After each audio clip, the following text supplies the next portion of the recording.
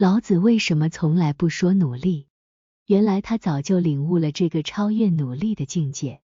大家好，欢迎你再次来到读书有道，一同探索生活的深度，感悟人生的宽度，分享智慧的高度。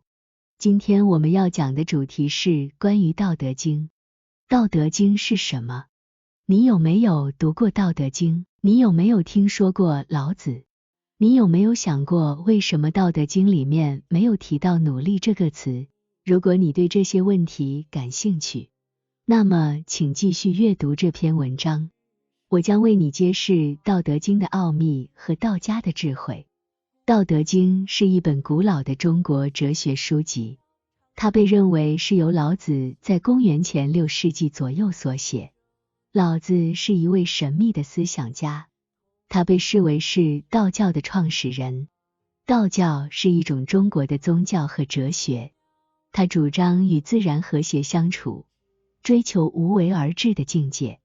道德经由81章组成，每章都包含了一些关于道、德、无为、反、柔弱等主题的诗句。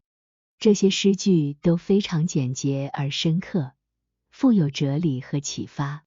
道德经的影响力非常广泛，它不仅在中国，而且在世界各地都有许多的读者和信徒。为什么道德经没有努力这个概念？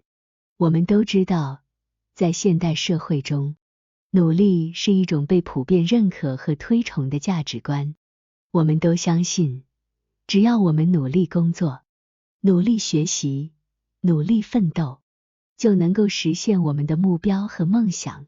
我们都认为，努力是成功的必要条件，是幸福的保证。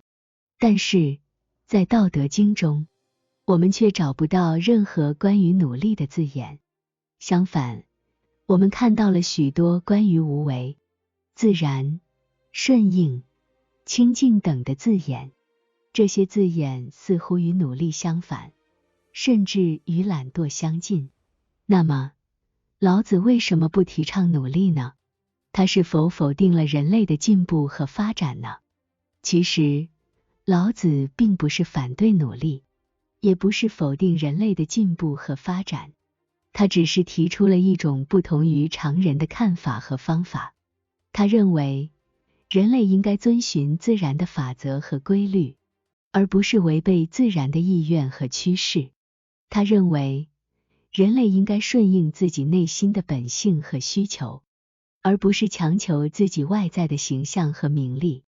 他认为，人类应该清净无为，而不是纷扰多事。无为是什么？那么，什么是无为呢？无为并不是什么都不做，也不是放弃责任和义务。无为是一种超越做与不做的境界，是一种达到最大效果而付出最小代价的方法。无为是一种顺其自然而不强求改变的态度，是一种随机应变不拘泥固定的策略。无为有两个方面，主动无为和被动无为。主动无为是指主动地放下自己的欲望和执着，主动地适应自然和社会的变化，主动地选择最合适和最简单的方式。